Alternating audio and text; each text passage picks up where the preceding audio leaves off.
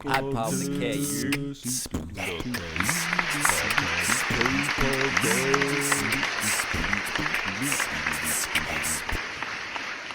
Yeah, so I've been doing the audio into Logic, especially when I have a guest. Nice. I was doing a GarageBand, and then once I added it into here, I got all these. Had to add all the little sound effects and shit. So yeah, I switched over to Logic, and this is where we've been rocking ever since. That's what's up, bro. Yes, definitely Logic. Yeah, you're on. You're probably gonna get a little closer. You can pull it a little closer. Mic check. Okay, nice. Perfect. Yeah, go ahead and give me a mic check real quick. Hey, mic check on the kPodcast. Yeah, that's perfect. I want to get to P. That's perfect. Get that pop filter for the P's. That pop! Yeah. I mean, I think it's good. That one's like the broadcasting mic, I'm pretty sure. No, it'll be all right. That's perfect. Yeah. But yeah, man, we're fucking rolling. Episode 58 of the kPodcast. 58, bro. I bro. feel like I've been in the dungeon. What the fuck, man? That's what on the early episodes I definitely talked about that. But for those who don't know, we got my motherfucking man Just in the building. So me, this man, and Matt started the original kPodcast 4 or 5 years ago. Yeah, bro, it's been a minute. The shit with the video component, the green screen. Yeah, the logo in the background. It looked dope. It looked good. We just, just trying to get a feel for it. You know what I mean? Yeah, I mean that was kind of not even like a rough draft. That was a trial run, just figuring shit out. Yeah, just fucking around, really. Yeah. But you can't have this without having that. You know what I mean? That's a fact. We had to try our hand at it, see what happened. Yeah. And now we're here at episode 58. That's what's up, bro. Congrats. Appreciate it, man. That's dope. But yeah, for anyone who doesn't know Just out there, he's a good friend of mine, but very talented individual. I don't remember when I met you, at least 5 years ago, probably now. We was at the old crib when Matt and them first started coming by. It was when ID was doing American Ninja Warrior. Yeah, like 2014, right before I moved in with them, like 2014. Yeah. Like that. So it's been a little minute. Yeah, it's been a good while. Yeah, let me but get on that mic. What's up, rookie? Hey, yeah, he forgot Pitt, but it's all right. Yeah. Next time he'd be going crazy. Rook's little boyfriend, Just's dog Pitt, is usually running around, fucking little maniac. What's up, girl? So crazy. Yeah, I know. Remember the dog was the size of a Coke can or some shit. Well, yeah, she hasn't got much bigger either. Yeah. What's up, girl? But for those who don't know, my man Just makes some fire music. As do you, man. Sure. Appreciate it. Which is kind of how we first linked up and bonded and whatever, but the real craft that we found out later is making these jewels. Oh, yeah, for sure, man. And we're talking about dropping jewels as well as making jewels, motherfucker. Hey. It's a fact. But yeah, first things first, man. We'll let the people get to know you a little bit. I like to do this little rapid fire thing. So I'm just going to give you two options. Just pick the first one. For sure. See what I'm saying? Hot or cold? Hot. Left or right? Rook. Hey. Right? You said right? Right. Right. Day or night? Night. Sweet or salty? Salty. Fruit or veggies? Fruit. Beach or mountains? Beach. Beach, sure. boy. Yeah. Coffee or tea? Tea, definitely. Booze or buds?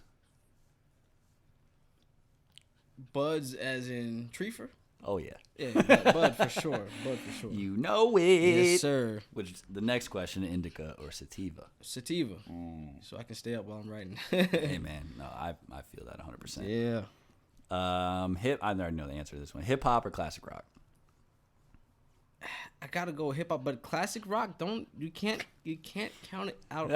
For me. That's why I put it both. That's why I put them both together. It's just a different move for me. I've been playing like Carry On, My Wayward Son. Okay. I've been jamming for some reason. I've been jamming to that shit in my car, and it's just like this shit's different. You know what I'm saying? So I kind of like No, definitely like a few different things. Fuck with Don Henley. Okay, yeah. Don't know who Don Henley is? Go singer. listen. The Eagles. Yes. Fucking right. His voice is incredible. So I respect that dude because being a drummer, he's one of the first drummer singers. Yeah, exactly. Drummer frontman. Change the game. Yeah, bro. So I just look for jam. I'm older now. I'm like, I look for different shit, and it's just like We're old heads now, bro. Bro, I'm up in the 30s, bro. Up in the Yeah. 30s now. You know what I mean? We are old heads, I man. try to look for different inspiration. I'm like, damn, what am I missing out on my whole life from not being open-minded to classic rock and things like that? You know what I'm saying? It's like, yo, I've been missing out. Well, I'm sure Matt put you on a lot of that shit. Not really. Not really? He'd be like, Matt is always into the new artists. He put me on all the new littles. True. I'm like, bro, I don't want to hear about this kid. Next year, this motherfucker blows up and he's the biggest thing in the world. Like, you know what I'm saying? Like, X. Yeah, that's true. He told me about him like 2 years before he blew up. I'm like, how the fuck do you know all this information? You know what I'm saying? So it's more on that end for sure. You know, all these children. But I mean, amazing artists and stuff like that. So no, that's a fact. I feel like he was always playing some classic rock just because the guitar influence, I guess. But yeah, somewhat. Either way. All right, reggae or dancehall? Reggae. Beatles or Stones? Classic rock for you. Beatles or Rolling Stones? I say the Stones. Okay. I don't really know many Beatles songs like that. Bob Marley or Beanie Man? Marley. Yeah. It doesn't matter who else it is, bro. It's Bob Marley for sure. Pac or Big? Pac. TV or movies? Movies. Okay. Fly or teleport? Ooh. Teleport for sure. If I can get there in an instant, I would not. True. Turn it down. You know what I'm saying? All right. Shakira or J-Lo? Ooh, that's tough. I say Shakira. I'm going with Shakira. Shakira? All right. Yeah. Those hips don't lie. You know what I mean? The Ninja Turtles or Power Rangers? Ninja Turtles, bro. Come on, man. You already know. Ninja Turtles. Salsa or guac? Oh, well, guac. Okay. Because I think I'm allergic to tomatoes now. After 30, it's the weirdest thing. Really? Bro, every time I just can't eat tomatoes, bro. It's just Huh. I can't You know what's eat ketchup interesting is I used to fuck with guac heavy, and at a certain point, avocado started fucking my stomach up like 5 so years ago. So you may be allergic to food allergy. Potentially. I didn't know. You know, my brother was like, yo, after you get like 30, food allergies start to fucking kick in. I'm Yeah. like, really? And then I eat ketchup, and I'm like, feel nauseous as fuck. I can't eat this shit. Yeah, You know? bro. Yeah, be careful. So, All right, so we're going with guac. Yeah, for Team guac. Podcast or radio? podcast. I think it's good Podcast. to see artists nowadays, or anybody, period, just to kind of see how they feel for real. At least from their facial expressions. and More shit of like a that. real representation. Yeah, I mean, it's radio, but with a video. You know what I'm saying? Really. fact. So, I That is a definitely fact. podcast. Michael Jackson or Prince? I have to go with Michael Jackson's voice and Prince's musical ability. I don't know if that's an option, Hybrid? Yeah, whatever. but you know, No rules I around can't. here. Yeah, I can't choose one for sure. Michael Jordan Mm-hmm. or LeBron. Michael Jordan, man, this is That's what I'm saying. something. This is Mike. You know what I'm saying? You can't go against Mike. Last but not least, Apple or Android? I just recently switched to Apple for the Did first you? time. And You had the green bubble forever. Yeah, bro. I mean, it's cool, but I feel like my service is worse. I don't know why. With you the know? Apple. Yeah, it's a little strange, and I can't listen to my music as freely. That's what I don't like about having an Apple phone. Oh, I can't, yeah, you can't like upload your own MP3s or have your and own shit. playlist. You can, but you gotta like go to the files and then listen to them one by. It's the stupidest shit. Yeah. You gotta obviously sync your iTunes to it or whatever. Well, you have a MacBook computer, right? Yeah, I should be. You think I know how to do this, right? But it's my first iPhone since the 4. So Well, no, that's why I was asking because I'm sure it's now your phone's much more compatible with your laptop. yeah, for sure. I just still haven't. I got like maybe 5 months ago. I still haven't explored. I got the new. I don't even know what it is. Like Yeah, you 12 got the Pro or something. You got the three. The three camera cameras. shit, bro. You I mean, know it's legit. it's nice though. Like the clarity, the 4K shit. It's like, oh shit, I can shoot a movie with this shit. You know what I'm saying? If I had a Yeah. gimbal or something, it's Yeah, kind of yeah, crazy. Like I never really, started playing with it recently. I didn't know there was a 4K setting on the shit. So I definitely say Apple right now, but Android for musical purposes, because I would just have 20 of my own songs For and my music shit, and customization. that's a fact. So Okay. yeah. I'm not mad at that. I mean, I was Team Android until, I think like we all were, Team Android until somebody forced us to switch, basically. Yeah. We're like, yeah, whatever. Yeah. All right. No, yeah, I appreciate it, man. Yeah.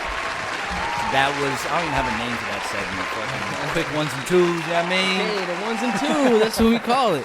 We got the ones and twos with sir. Just. But yeah, man, I will play, I don't want to play it now and put you on the spot here, but what I'll do after we do this episode when I'm editing it is I'll play your song before our conversation so people can kind of get familiar with their whatever. music, you know what I'm saying? Do it, bro. See what they're missing out on, man. Sure, I appreciate that. Definitely. I'm over here getting the B-roll. I appreciate that, Cuzzo.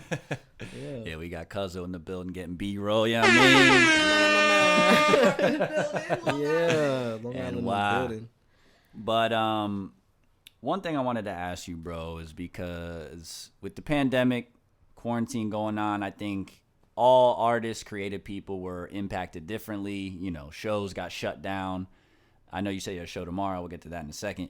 But just explain how the pandemic impacted your creative process, if at all. Were you forced to stay inside and record more? I know you normally record yourself, right? I recorded the most music I probably ever recorded in my life, and the best music I ever recorded in my life. Nice. Some new unreleased shit. Yes, I got like probably 50 songs that nobody's heard. Hell yeah. Which I have hundreds on them. But this shit is like 50 new joints. Shit that's way better than anything I have out. You know what I'm saying? It's Okay. like, and I just haven't put anything out. But it made me a better writer. Just more like Practice. Yeah, just more practice, more consistency, and just obviously like the state of the country and the world and shit like that. There's so much stuff going on. There's always stuff to learn about, and there's shit stimulating our brains every minute of every fucking minute, whether it's day, good or bro. bed, but there's always some type of inspiration to be had, even if you're not going out. Obviously I like to go out and listen to music when I go to clubs and shit like that, but if just being in the house and being not forced to create, but like just having more time, freedom to create, and I think it just made my music better. It made me sharper. You know what I mean? So I'm definitely stoked to hear some of that shit, because even before the new and improved us, back when we were making music back in the Madhouse, you definitely always had your own sound. You know what I mean? A lot of artists that would come through there not sound exactly the same, but kind of have similar styles and the way they do shit and whatever. But to me, at least, your music... Rook, miss Uncle Just, man. What's up, girl? Your music always stuck out to me for sure. Just the way, like, your inflections. I know you know how to fucking tinker with the technology and shit. Yeah, but I mean, I just use the mic as the mic. When people ask if I play an instrument, I say the microphone. I play the mic. I play the mic. That's it. I've learned how to just project my voice through a microphone, at least my microphone, to get it to sound. It's like I see it as voice acting more than recording artists. You know what I'm saying? Like it's a little strange, just nuances and high pitched tones, low pitched tones, just adding all that shit together. I just feel like it's more of like voice acting for me, like to beats and stuff like that. I don't know how to. It's a little weird to explain, but kind of like boxing with the music. Yeah, bro. It's just like I've seen your process too. You put it on, kind of mumble out a harmony, kind of figure out every time. Yeah. I just can't. I don't really sit there and write anymore. I just go and get it fresh and just record. You know what I'm saying? I need to record just to see how it's going to sound first. Then I'll find the words that fit. It always comes later. You know what I'm saying? Well, and that's the beauty of having your setup at your house. In the crib. And I can't not stress that. When I tell you, I've been recently discovering the beauty of that. Yes, bro. I was telling you how long ago, bro. You need a studio in your house, bro. In your bedroom. You might have been the one to convince me, to be honest with you. Bro, necessity. It's definitely necessity. If you're really serious about it, and because think about it, if you only practices recording, like only recording practices when you go to the studio, how often are you going to go pay to spend $50 to $100 an hour at the studio? How often can you practice? Unless you're like on a label or something, you are studio time that's just running. It's not cheap. It's not exactly. It's not cheap, and it's not convenient. You know what I'm saying? That you got to drive there. You got to fucking. By that time, you may lose your cadence. You may lose your vibe. Whatever. If I got a feeling, I go and record immediately. I have to go record, just so I can keep the fresh idea or whatever, and just have options. I'll sometimes cycle through 5 beats and nothing may come out, and the next day I might make 4 or 5 songs. Like, you know what I'm saying? You just gotta keep shooting. No, 100%. Stay in the gym, man. Yeah, stay working out. For and that's unfortunately, I feel like that's one of the biggest that was one of the biggest pros of quarantine when we were all home every day. Same thing, just like you said. As soon as inspiration hits, you're right here. You're ready to go. Now that I'm back at work, I'm sitting there typing up some bullshit. Get a good idea, and I'm just like, fuck, dude, I gotta wait 5 hours to go home and record this shit. Yeah. Do a little voice memo on my phone real quick or something. Yeah, you just get home and be like, no, I'm just gonna watch TV. You know, and sometimes that happens. That wave kind of passes you by, and then you're like, you know what, bro, I'm fucking tired. You know what I mean? I'll do this. It just never comes. So it's like once it's there, I feel like you gotta do that. You gotta shit strike while the iron's hot, bro. If not, like that's how I end up with a lot of unfinished songs, is because I fucking will wait to get the idea out. You gotta do that shit immediately while it's fresh, and you got the energy to do it. So in-home studio, if you're an artist, invest in yourself. I don't feel like if you're not investing in yourself as an artist, at least in your own equipment and shit like that, how can you get better? If you don't have a dojo, how are you gonna learn how to fight? Yeah, you know what I'm saying? Or how you gonna practice your moves? So, no, absolutely. Man. I see you got your studio set up, bro. That's fucking dope. Yeah, well, you've seen the progression. For sure. You see me start from the bottom, now we here. Yeah, for sure. I used to have not even this laptop. I mean, this is a year old maybe, and then all this shit, just building it up brick by brick. Piece by piece, bro. It takes time. It took me years, man. It took years. No, exactly. And a lot of great people helped me along the way. You know what I'm saying? Like, I can't thank people enough. Oh, you know what I'm 100%. saying? Like, you just... Like, well, that was going to be my next question, because obviously a monkey could record themselves, but you're mixing and kind of picked up some tidbits from Matt and them along the way. Oh, yeah, I'm assuming, for sure. Right? I just peep game from... I always sit at the feet of people that are better than me, so I can learn and take what I can from them and keep moving and keep progressing. That's always been my thing. Wherever I'm at, whatever I'm doing, I'm just picking up knowledge, bro, and trying to implement it and to get better. If not, then what else am I doing? You know what I mean? Sitting stagnant, doing jack shit. Yeah, the time's gonna go by anyway. You put the work in, then you're gonna at least be better, hopefully. Yeah, that's the idea. Fucking shit. Let's hope so. Yeah, exactly. It's not like that for everybody, but I'd like to think that I'm still progressing musically. No, I mean, I've never heard a bad song from you. That's for sure. I'm definitely stoked to hear your quarantine pack, bro. The super album. You gotta pull up to the studio. I'm down, especially now you're super close. I'm 10 minutes down the road. I'm definitely gonna pull up. Pull up, bro. I got the studio room. There's this type of vibe. It's great. I got my tapestry. I got my Bob Marley tapestry, of course. You know what I'm saying? With the world and all it's a mandala with hearts and all that shit. It's pretty dope. So I gotta pull up. No, I'm about it, man. I mean, I'm usually in here solo dolo. So anytime a collab comes out, especially one of the homies, I'm there, bro. Up. Fucking reunite this little one with Pip. You know what I mean? Yeah, go crazy. Go crazy. But you mentioned you had a show tomorrow. I'm assuming this is your first show in a while because of the pandemic and shit, right? First show in a while is not the word. I can't remember the last time I did a performance. It had to be maybe, I don't know. I can't remember. It's been a few years, like 4 or 5 years. Yeah. I don't think I've performed post-injury. Like, you know what I'm saying? Nah, I did once. I did a show with Ross and Rube Mack, my old roommate. Yeah.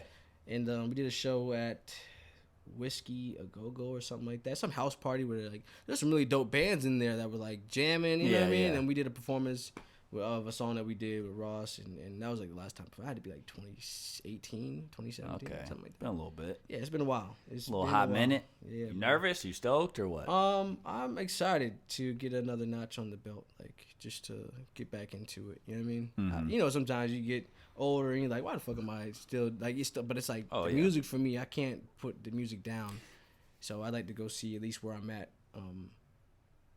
Stage presence wise. No, yeah, 100%. Music that I've recorded last year. 100%. Like yeah. And I mean, like we said about the in-home studio, you got to practice performing too. Yes. I mean, I've had horrible shows. I've had great shows, and I've had god-awful shows. Yeah, me too. Me too. Just can't get away from it. It's just a part of the process. Yeah, just got to keep fucking moving, keep chugging. Yeah, bro, for sure. But you said it was like a music writers convention or something? Songwriters, it's for the Florida Songwriters Association, which is an association that connects songwriters with people that are looking, or companies that are looking for music, right? Like placements, say if you want your music on a TV show. TV shows and movies, and ads, whatever it may be, commercials, your beat, whatever, you submit it, or they basically submit, they take stuff that companies are looking for and put them on their site. So they may be looking for boom bap type beats for older 90s hip hop show or something like that. Yeah. So they see it, they give you a reference on YouTube, what they're looking for, kind of.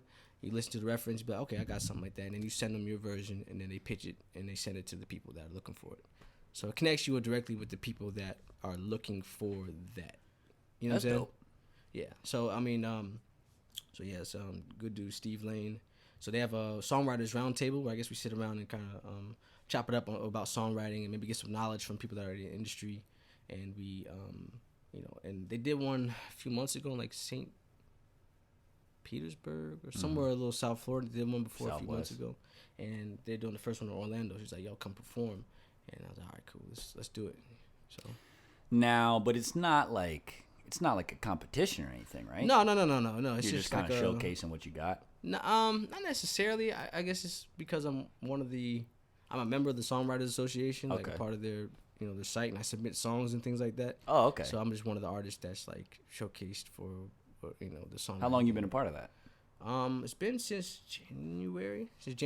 Okay. So I pitched a few songs. Of me, like, I recently started dabbling in like making my own beats and using samples and things like that. So like, the copyright thing for me is a big thing because, I use a lot of beats from YouTube and, I have to buy the beat and stuff like that. So I'm just learning and trying to get like, obviously registering stuff with BMI or ASCAP, which I've been doing BMI and getting the codes and then sending getting the proper paperwork down so you can get paid. You know what I'm saying? No, yeah, 100%. I think not enough people have the proper knowledge about that part of music. Bro, it's not to say it's not easy, but if you're not, it isn't. You gotta easy, study. Honestly, yeah, you gotta study. There's a lot more shit than the regular person thinks. Would do. Yeah, man. So I'm trying to, verse myself on that.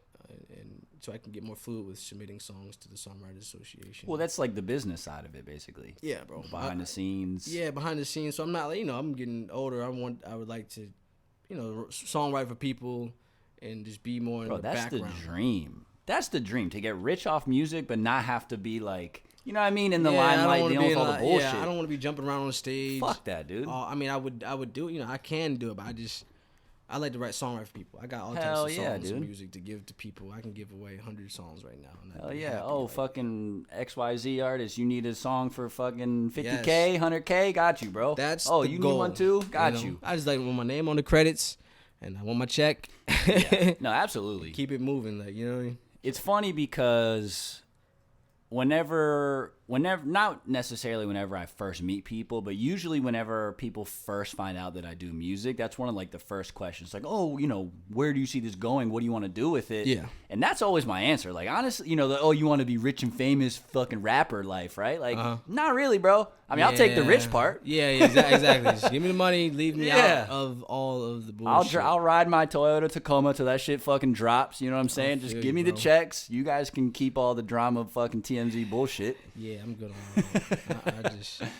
I want to be rich, bro. Sounds like fuck a headache. Being famous. You know what I mean? Yeah, I don't want to fame. I just would like to obviously have some type of influence in the music industry where I'm writing for people and stuff like that. Well, yeah, I guess the ultimate goal would be simply to make a living off of music or like a creative lifestyle. Yeah, for sure. But people, I guess what I'm saying is people assume, oh, you want to be famous. Like, nah, fam. You don't know me that well, obviously. Yeah, nah, I ain't with it. I'm cool in the background. Inside the whole year. You know what I mean? Like, I'm trying to get better and make really dope music and make the best songs possible, even if I'm not on it.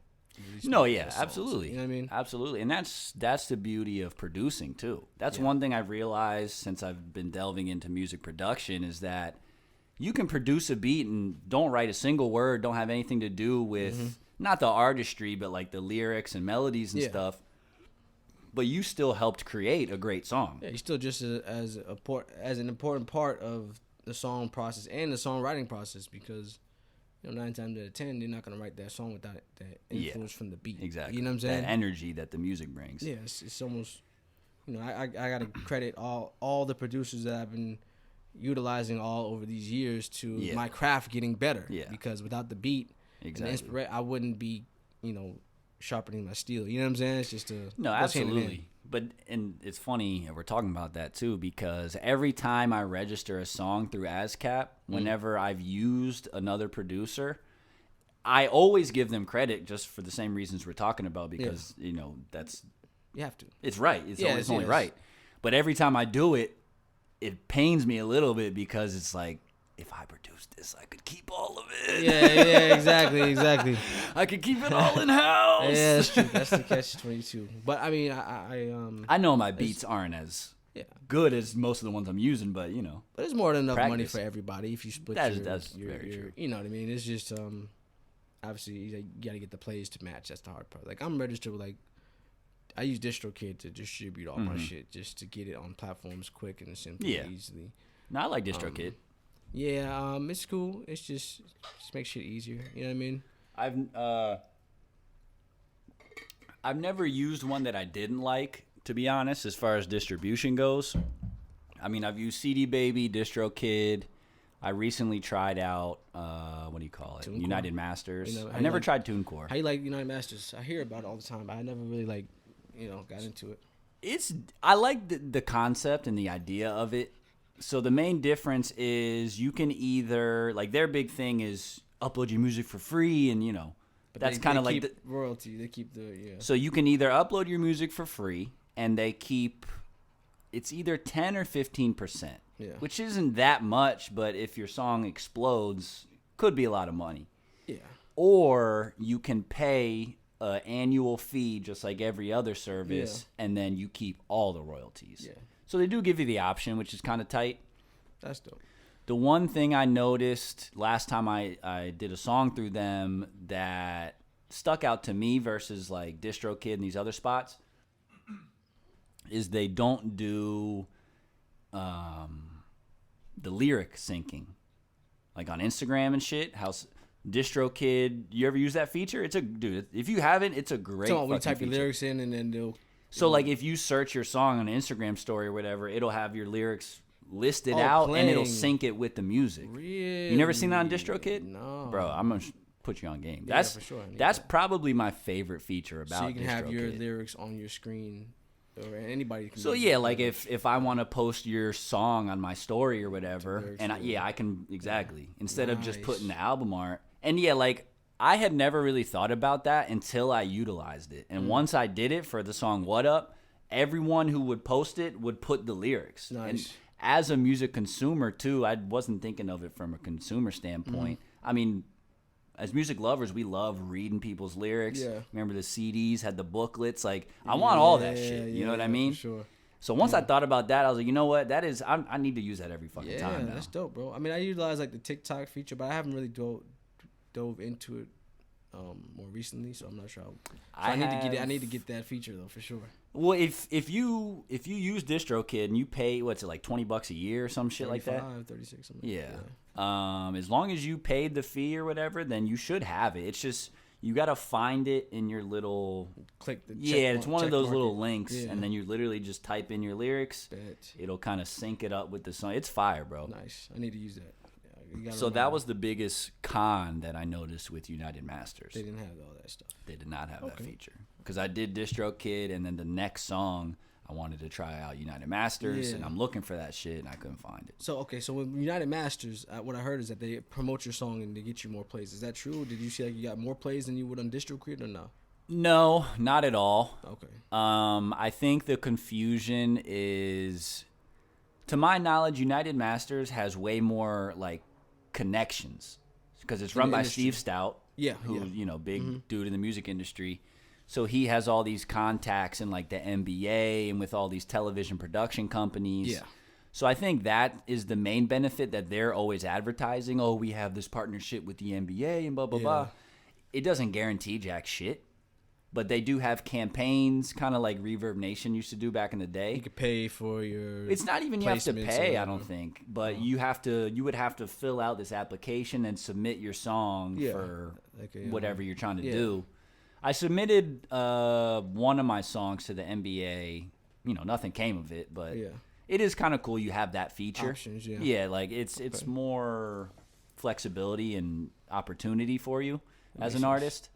Huh. But I guess besides having that baby foot in the door, there's really not much difference. I feel like it's like people don't want to help you or promote your shit unless you're at a certain level already. You know 100%. Yeah, they want to get clout. You get it popping first before. Help me help myself. To a certain, like it makes sense, but it also kind of sucks, because you could be the best artist ever and you're just from some small town and no one's ever heard of you. Don't know, you know what I mean? Or you don't have the same exposure or whatever, or you don't have a viral moment or something, or a TikTok that goes. If you're not into that, if you don't do TikTok and shit like that, it's like I think I did one TikTok I still have not hopped on that TikTok. But that train, one bro. TikTok had went like crazy, 500 probably, right? views. Yeah. I'm like, this was dumb anyway. But like, Yeah. you know what I'm saying? But it had my song on it, whatever. And Yeah. like, I was like, damn, maybe and I always think like, damn, maybe I need to do this shit every day because that's how people are blowing up now. That's how people do it, man. I'm like, but I think kind of like we said, just being of the mentality.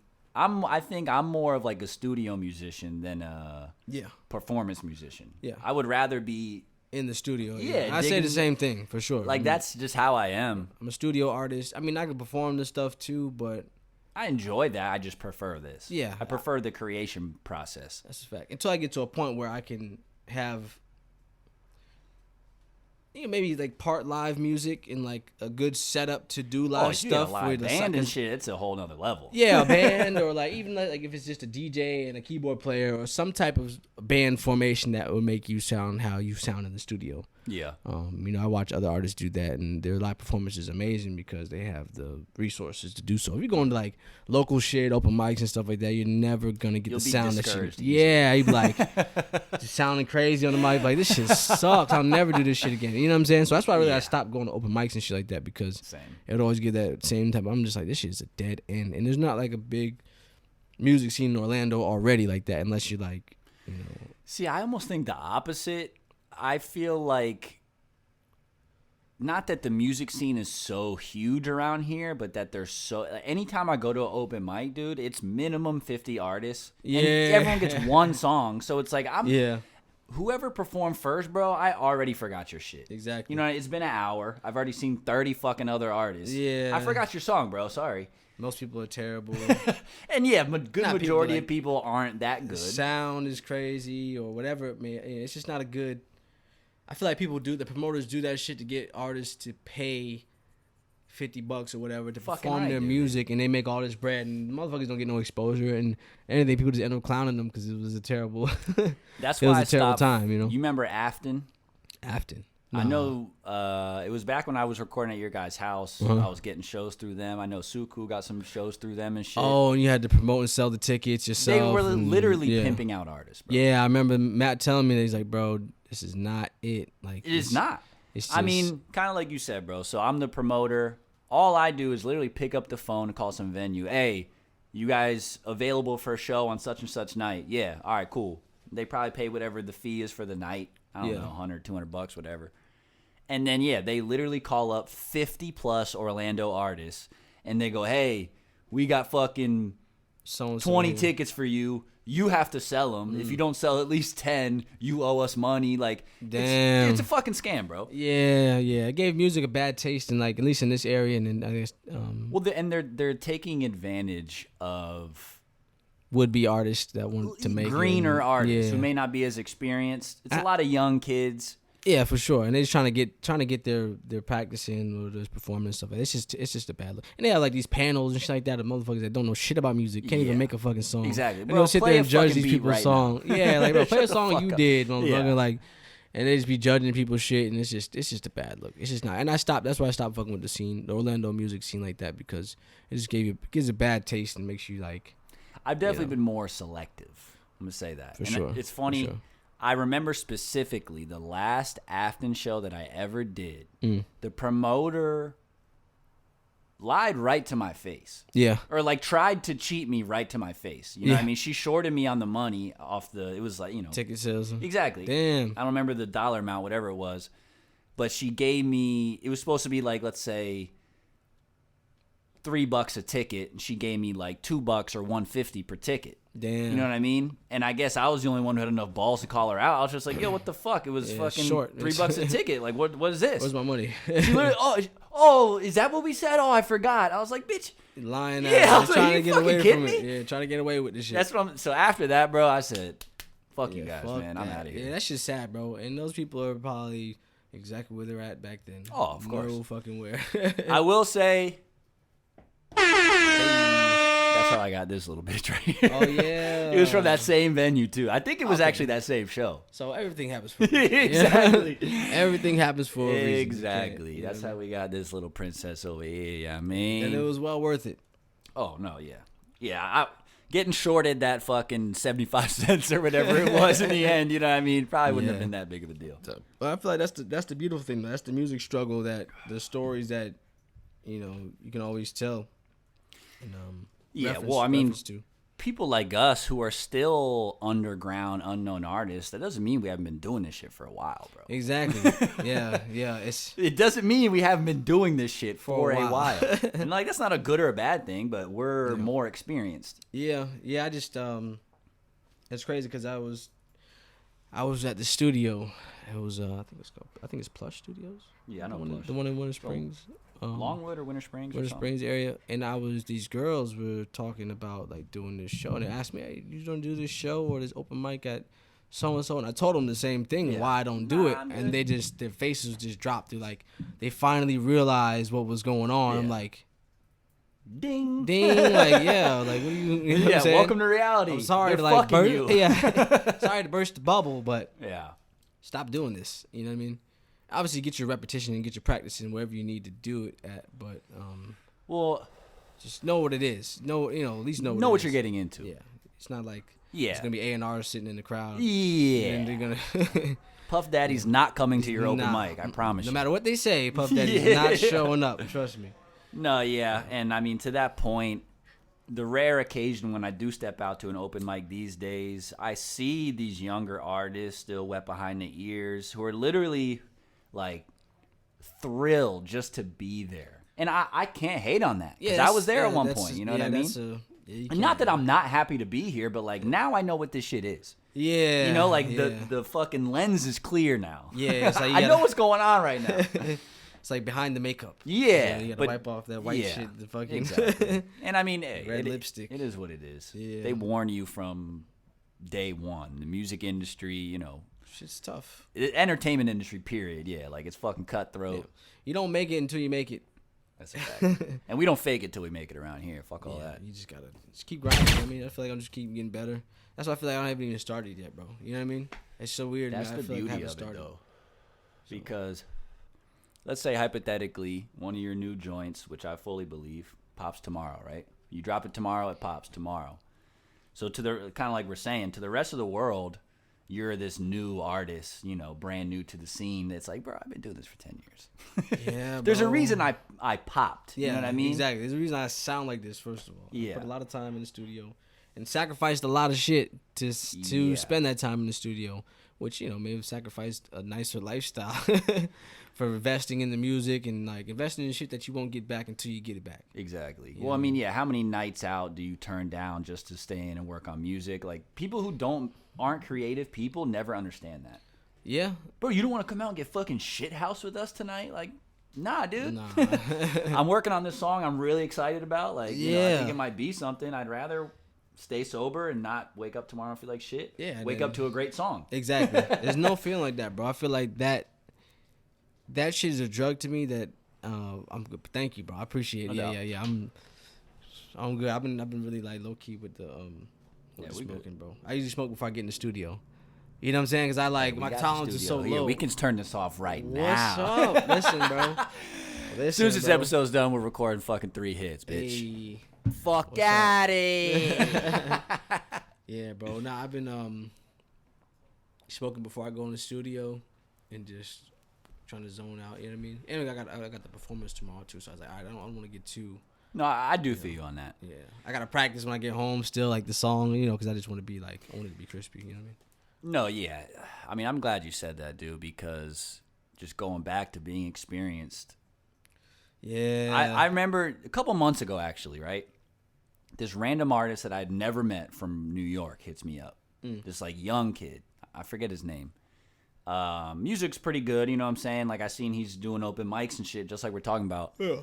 And I guess he checked out my page or maybe just saw that I looked like an older dude or whatever, but he basically just starts asking me for, like, hey, do you have any advice for up-and-coming artists, especially, like, as far as performances go? Yeah. And literally, that's the first thing I said. I said, rehearse. Yeah. Practice. Re-fucking-hearse, dude. Practice. I don't care if you know that song by heart. You know what I mean? It's different when you looking in front Bro, of motherfuckers looking at you like this. Exactly. Yeah, no one's bobbing their head. They're just staring at you like, I'm waiting for you to fuck up, motherfucker. Yeah, you're trying to sweep you out of here, you know? So, yeah. But, rehearse again, bro. Practice, motherfucker. Michael Jackson spent years in the studio dancing before he came out with that solo album. You know That's a fact. And recording and shit. And I spent years in the studio recording just songs that nobody will hear. It's just not just on the belt. You know what I mean? Dude, I literally posted a thing on my story last night of just the vault of music that I have. A lot of which will never be heard. Yeah. It's just practice. Trying to, you know what I mean? Figure it out. Repetition, cadences, flows, melody, like just repetition. That's been the biggest thing for me is like, I always knew when I started making music, I need to have a studio to excel myself at this because I wasn't good. Like, you know what I'm saying? I need a studio just to progress. Period. Like, I need that shit in house. I need to be able to touch it at any time. I need to have access to a studio to get better. Bro. You know what I'm saying? That's why I understand like people that make music and say they do music shit, but they don't have their own fucking studio. Well, and even if like I don't know how official you're making them at the crib, but I was telling someone the other day, like, even though I have all this and I can record all my ideas instantaneously and have them on wax, this is still usually just the rough draft. Yeah. But you just have the reference now. Yeah, and then you can go to the studio and bust it out and not waste your time because you already have the practice. Yeah, you've been doing it. You've got the recording perfectly down. You just go do it. You know what's funny is I learned that at the Madhouse. Yeah. Because you don't want to waste that hour. Well, when I first started coming, I'd be fucking. I felt like I was wasting Matt's time. You know what I mean? Well, I mean, you're paying for it, so not necessarily. Yeah. You're wasting your own time. You're wasting your money. Yeah. You know, that's why I probably recorded with Matt once. Like literally, I lived with him for 4 years. Recorded with him once. Because you did your own shit. Yeah, I just recorded him and I just sent it to him because I know that I'm gonna have the same quality. Yeah, obviously I record on a Neumann. Like, I know how to record press on space. Yeah, exactly. I'm not gonna waste $30 an hour recording. Not say it's a waste, but I just it's just easier that way. Workflow for me. I work at 4 or 5 a.m. in the morning. You do work mad late. I remember that. Yeah. It'd be like 1 o'clock. I'd be like, dude, I need to leave. Yeah. Fuck, I'm the opposite. I'm just getting started. Like the ideas haven't even hit yet, and I'll finish the song by 5:30, 6 a.m. You know what I'm saying? Like, that's just how I operate. Like having this new work schedule and shit like that's been fucking me up because I haven't, kind of kills the creative vibe when you got to go to sleep early. It does, man. It does. But I enjoy what I do. I enjoy my job. I work at K Jewelers, so it's like I'm just learning stuff that I need to learn. Word. Jewelry wise, you know what I mean? No, yeah. So, I mean, perfect transition. I want to get into that because I know nothing about that world, bro. Bro, it's at all. You see me. I don't. You know what I mean? Like, I'm not a jewelry guy, but ever since I met you, you've always been tinkering, making. Bro, forever. Just since you know me, like I've literally since the day I met you. I've been doing that for over 10 years too. I feel like my music and jewelry journey is, intertwined. It's compatible. Creative energy. You know what I'm saying? I need to create shit. But I mean, I enjoy it. Like, I'm an apprentice at K Jewelers, so like I wanted to get high end training, and I figured out like, there's no better place to go than like. Yeah, it's not like some little thrift shop. This is K Jewelers. Yeah, you know what I'm saying? They own. I work for. Let's be precise, right? I work for a company called Signet Jewelers. Okay. So Signet Jewelers owns the company that owns K Jewelers, Jared. Oh, so they own Pearson Pagoda. Big boss dog. They are. I work for them. But they employ, or they put the jewelers that fix the jewelry inside the actual place. No. Yeah, I'm good. No, yeah. So they put the jewelry, like Signet Jewelers puts the jewelers into K Jewelers. K Jewelers, they just sell jewelry.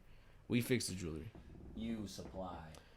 Well, we have a supplier and create. I guess like you guys are literally assembling. Yeah, we're design and service center. So if somebody wants a custom piece, we send a design out to our vendor, and they send it to us, and we put the stones in it, or we do all that stuff. Yeah. And how long you been up there? 7 months now. Damn. Since February. Okay, so you've been doing a little bit. Yeah, just a little. But I've been making jewelry since 2000. Well, yeah, you were always doing your own thing. Yeah, I was always doing my own thing. 2010, but I wanted to work with gold and silver and platinum, and like that shit's expensive to just buy on your own and start fucking around with. So I was looking to tinker go in my garage. Yeah, my gold brick. Yeah, bro. Just an ounce of gold is like $1,900. So you're playing with a cheap car. Yeah. And you could fuck it up. You can burn it, whatever. So it's like go to school and pay, thousands of dollars to go to school and stuff like that, or try to find an apprenticeship. And I've had multiple jewelers offer me apprenticeships just from seeing my other work and stuff like that. But like, this was just way more convenient at the time. I lived in, my parents lived in Waterford. It's just close where I lived at the time. And so I mean, how'd you get linked up with that? You literally just walked in the store one day? No, I saw they were looking to hire a jeweler's apprentice. I'm like, okay, it's fucking perfect. So I sent in my resume. And and nothing was happening with my resume. What you gotta do is you gotta go get that shit. Yeah, so you gotta. That's why I asked, because I know you got a good story behind it. Yeah. I just called, right? I called K Jewelers, and I said, "Can I speak to your, the manager, the jeweler's manager?" They put her on the fucking phone, right? And I was like, "Yeah, I sent him my resume. I'm looking for a jeweler's apprentice job." She's like, "You free for an interview tomorrow?" I said, "Yes. I am."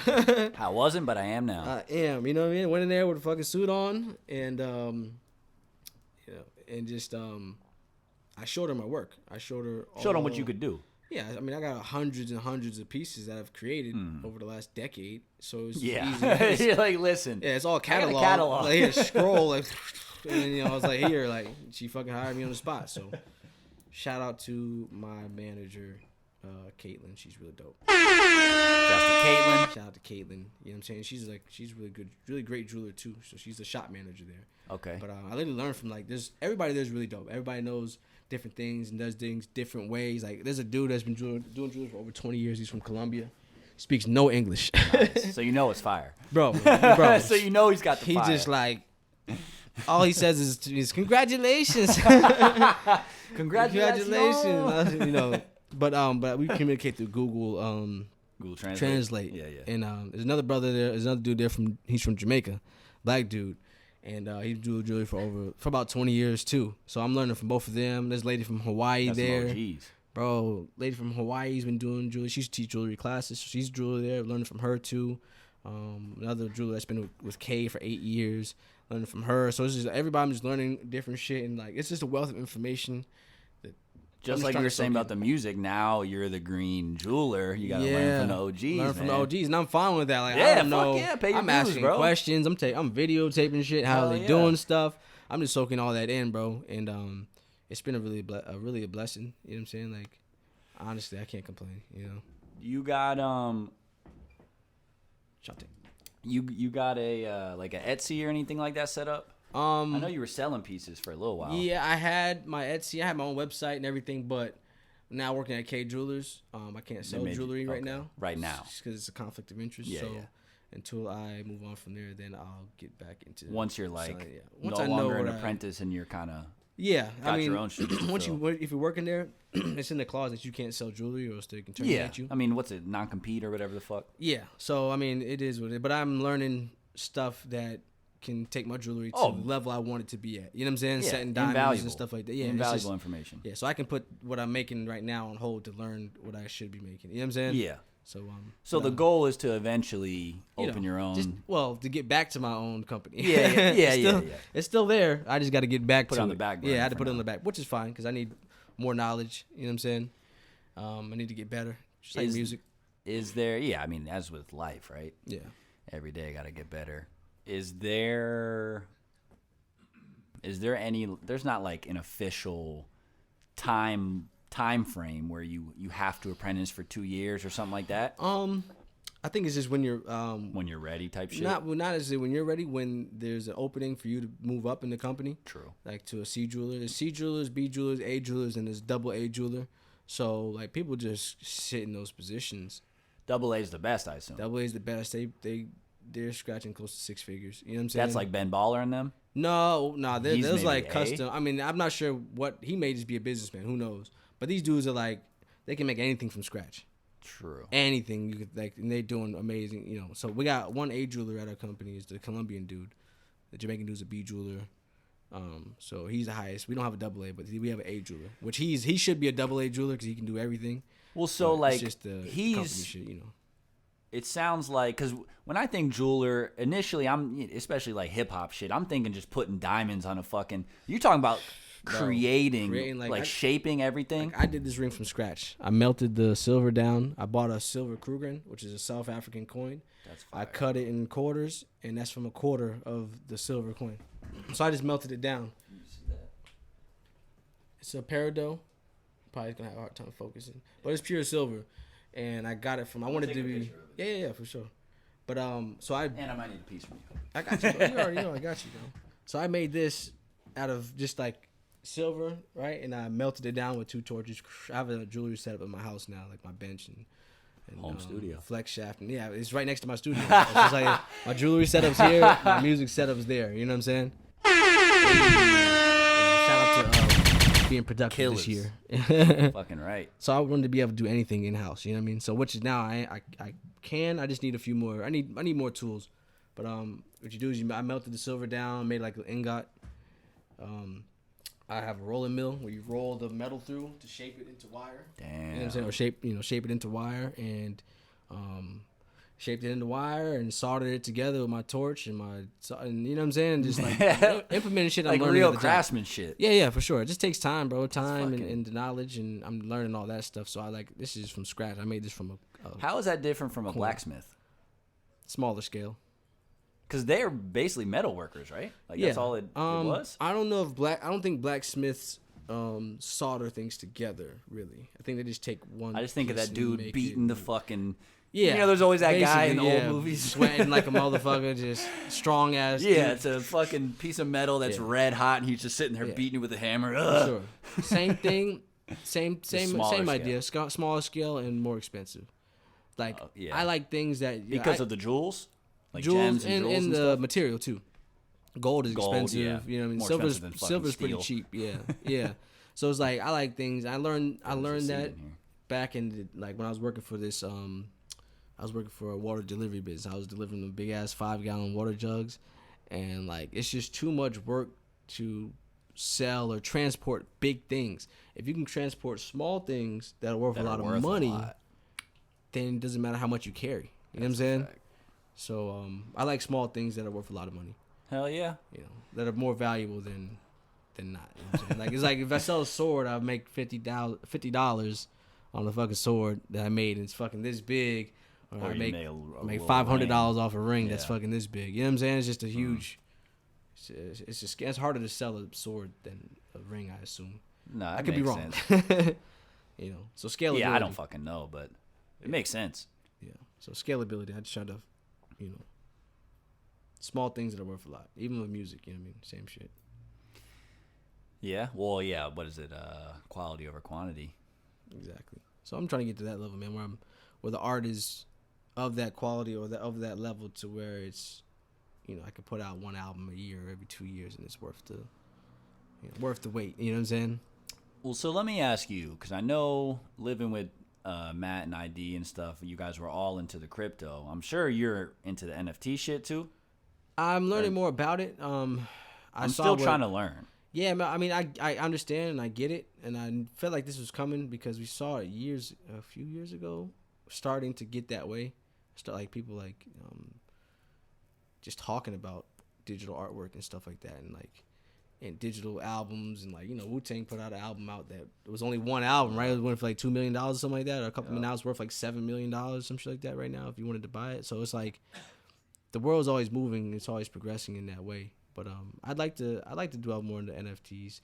But what's his name put an album out, Tory Lanez, that he sold for like $1 each, and he went platinum in under 58 seconds. That's changed the music industry, and all the money came instantly as Ethereum. Yep. It came instantly. That changes the game for artists. Like, yo, if you have your own audience, you can go direct to consumer and not have to deal with labels and all this stuff and payola or whatever it may be in the game that you got to play.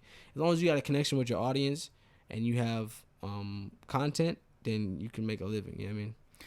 No, yeah, absolutely. And I mean, that's why I asked, I didn't know if you had any NFT plans for music. I thought about it. I just don't have the following, honestly, to even make it worth. I understand that 100% because that's the same boat I'm in. Yeah. But to my understanding, it sounds like the NFT community doesn't care. Kind of. They're just buying up NFTs just because it's an NFT. That's what it sounds like. True. That could be me like mishearing things and just having my hopes too high. You know what I mean? Yeah. But it sounds like it's such a niche and new, exciting thing that they're just going. They're just going for it. Yeah. And especially as long as you're not fucking pricing your shit ridiculously high, like $1 Ethereum. Really, bro? Your album's worth fucking $3,000. You sure about that? Yeah. But, you put your shit up for like, I don't know, 0.05. That's still like a couple $100, dude. Yeah. I mean, if you have consumers that are going to consume it and going to pay for it, then why not? You know what I'm saying? No, for sure. 100%. And think about, I'm not going to ask you, and please don't ask me because it's embarrassing, but like, think about the amount of money that you've made off music up to this point. You know what I'm saying? Nothing to brag about. I'm in the red. Exactly. I'll put it that way. Exactly. Not in the green yet. So, dude, all you need to do is sell one NFT successfully, and you're already fucking back in the black. You know what I mean? Yeah, back up. And then positive. I'm sure you've been hearing about like the kickback, the way the NFT kickbacks work. Like you create it, I buy it from you, and then I sell it to her. Wow, you get it's like a royalty. You still get royalties off that? Apparently, as the creator, apparently you do. Interesting. To my understanding. That's interesting. ID was trying to break this shit all down for me, and my dumb ass was sitting there like, yeah, bro. Dude, it's just too smart for me. It's gonna take a few tries. I need to learn more. I need to learn myself. Like, it's new. I think that obviously that's a new frontier. People buying NFT artwork that's ugly as fuck for millions of dollars. Yeah, for bread. I'm like millions, dude. All right, whatever. You know what I'm saying? It is what it is. I'm with you. Like, obviously, I'm not against it, but I'm still trying to wrap my head around it. It's like, can it be dope, though? Can it be beautiful? Can it be dope artwork? I just see, like, that's 8-bit bullshit. Oh, the little pixelated joints or whatever? Like, yeah, bro. Y'all kidding me? Like, really? This is what y'all see? And that shit is... Like, making money. Like, I mean, I get it. Apparently. I don't get it either. But what if it looks great? Like, can it do well now? Like, you know what I'm saying? Or is it supposed to look bad? Like, is this the new art? You know what I mean? I'm thinking it's more of not even the aesthetic of the art, but it's like a collector's item kind of shit. The rarity of it, I think, is really what it is. Which is kind of what art is to a certain extent, but there's also a lot of aesthetic beauty to art. To paintings and things like that. I mean, most of them, I guess. I don't fucking know, dude. Yeah, NFTs is just like... I can't pay for shit, so I'm not one to talk. I haven't seen a dope one yet, I don't think. Like, you know what I mean? Like a dope I have looking seen some dope one, ones, but I've also seen a lot of weird fucking ones that are going for millions. People are just picking out some auto-generated NFT and they're just fucking... You know what I mean? I think that's what's going on. And what I'm seeing is like they're doing these series, like the CryptoPunk series or whatever. Okay, so it's like a they're like doing the same character but just changing colors a little. Yeah, it's like, really, bro. I mean, that's how I feel about sneakers. To be honest with you, sorry, sneakerheads, but like, it's the same shoe. You just keep changing the colors, and it's worth. I never fucking understood that shit. I'm not hating, but like, I just don't get it, bro. I mean, I think it has to do with the rarity too. If you have like vintage sneakers, like the shoes I wore here today, the Jason Voorhees. That shoe right now for $10.5, you want to get it brand new, is $10,000. That's I bought those shoes for like one. Hold up. And I skated in them. They're fucked up. Like, I'm just like, bro, I would have put these away. Some sneakerheads, 10 years. Bro, will like literally jump you for saying some shit like that. I mean, that's just. I mean, I had them when I first came out. No, so I understand. They weren't valuable like that back then. And then I got those in 2007, 2008 when they came out. When they dropped. There's a store that used to be down here called Covert. Best shoe store back in the day out in Orlando, if you knew about it, in the Milk District. But I used to get, I got my Ferris Bueller's from there. I got my Dr. Feelgoods from there. I was getting everything from there. You know what I mean? But now all them shoes are worth thousands of dollars. I'm like, all my shit's just fucked up, bro. I fucked up. Like, you know what I mean? They're just like beat up and worn over the last 12, 13 years, whatever. Shit's fucking muddy. His lesson is like, yo, you don't know what's gonna be valuable in the future. If you're a collector, just fucking collect the shit and put it away. Dude, you know how fucking pissed I am that I didn't tell my parents to keep all my old like Pokemon cards and shit, bro. I was just about to say. You know how fucking when I found out, dude, I was just like, are you shitting me? Yeah, bro. I still got all my old Pokemon cards. You still have them? Like they haven't been touched by humans' hands since I took them out of the pack the days that I took them out. And they're shouldn't hang on to those. Bro, I got them. I got them in my safe. I got about anywhere from about $11,000 to $16,000 worth of cards, depending on what grade I get for them.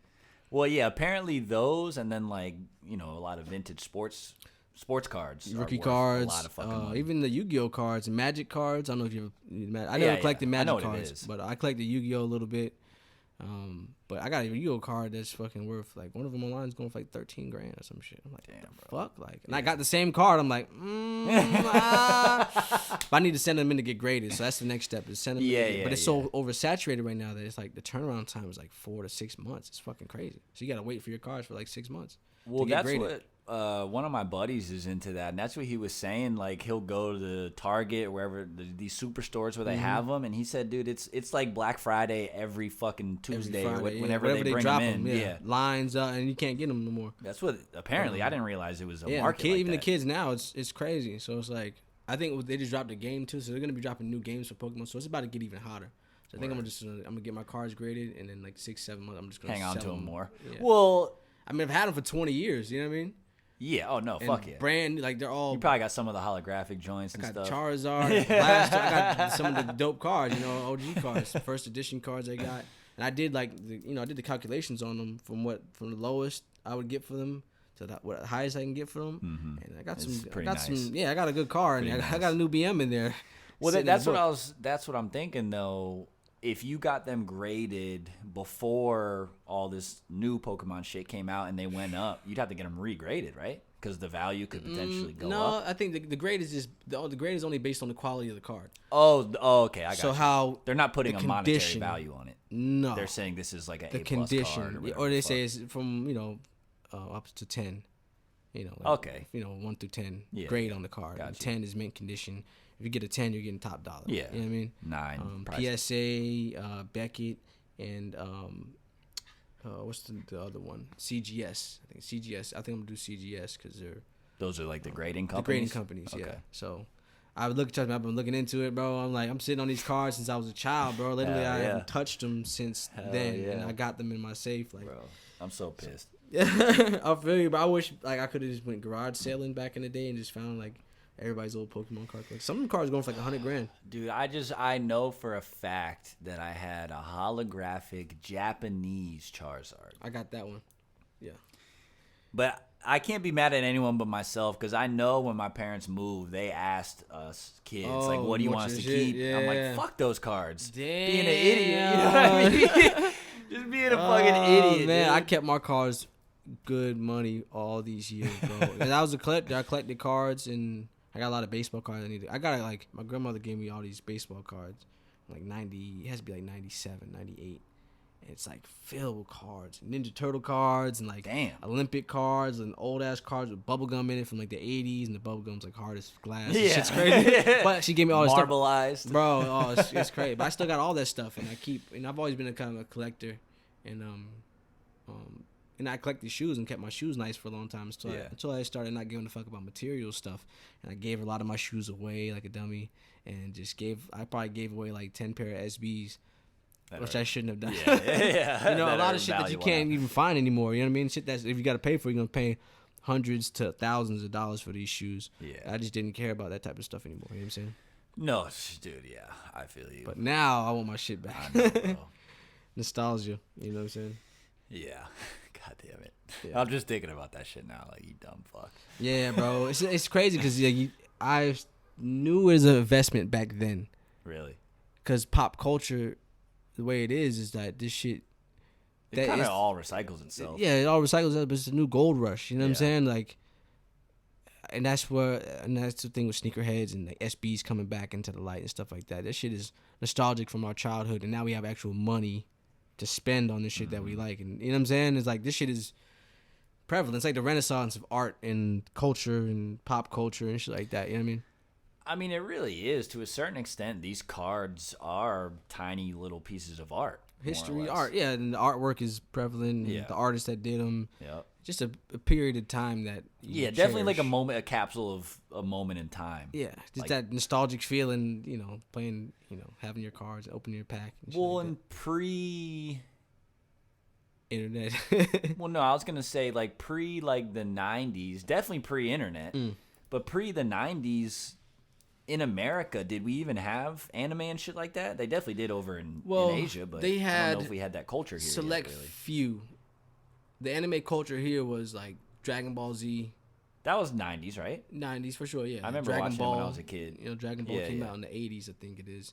They only had a select few. You only seen Dragon Ball Z, Sailor Moon, Inuyasha. They had Yu-Gi-Oh! I feel like back in Yu-Gi-Oh! They had like Digimon stuff like that, but it was more for children geared. Stuff. Yeah, and I didn't really get into anime because I didn't know how deep it was until like a few years ago. I started getting back into anime. I'm like, yo, this shit is amazing. Yeah. Like this is like. These stories are for grown-ups. They're not for kids. You know what I'm saying? They definitely make... I mean, I'm not super into it, but I've seen some shit. Even Boondocks. It's more or less anime. Yeah, for sure. I love that show. Yeah, that's But I've tried to watch some anime, and I just like... it's weird because I do love kung fu movies. Mm-hmm. You know what I mean? Like real life, Bruce Lee and shit like that. That's my cup of tea. I love kung fu movies, but then for some reason, I don't know, some of the anime shit just couldn't get it going for you. Yeah. I would say, you want me to hit this because I'm not sure if it It's about to die off. Yeah, I don't think it'll save the video. I mean, yeah, we can wrap it up. Yeah, I just don't want to like it shut off and like we lose the whole your side of the. You know what I'm saying? I don't know if you want to check. I'm not sure how your camera is, but mine it would just delete the whole video if it shut off in between. But I don't know if yours does the same thing. But it's blinking red, so I ain't want to. Let's all go to the lobby. Yeah, this is episode 58. Hey, fucking appreciate you being here, Just. Yeah, you gotta pull up. Oh no, we're gonna do some shit. Trust me, bro. Come on, man. But we got a little saying here at the kPodcast. What's up? Stay safe, stay smart, stay sexy, and stay motherfucking tuned. Hey, episode 58. We'll see you guys next time. You word. We out. Peace.